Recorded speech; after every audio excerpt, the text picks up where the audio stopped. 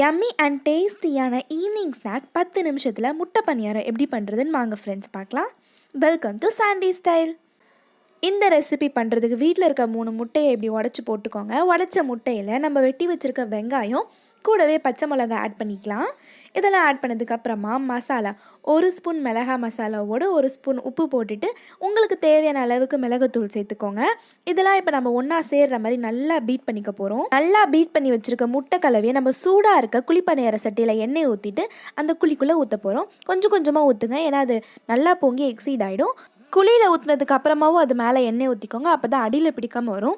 முட்டை ரொம்ப சட்டுன்னு வெந்துடும். ஒரு 2-3 மினிட்ஸில் நம்ம அதை எடுத்து திருப்பி விட்டுறணும், இல்லைனா அடியில் கருகிரும். ஸோ இந்த மாதிரி நம்ம திருப்பி விட்டதுக்கு அப்புறமா மறுபடியும் ஒரு 3 மினிட்ஸ் லோ ஃப்ளேமில் விடுங்க. ஹை ஃப்ளேம் வச்சிடாதீங்க, லைட்டாக தீஞ்சு போன மாதிரி ஒரு ஸ்மெல் வந்துடும். இந்த மாதிரி நல்லா திருப்பி விட்டு ஒரு 2-3 மினிட்ஸில் நம்ம சர்வ் பண்ணிடலாம்.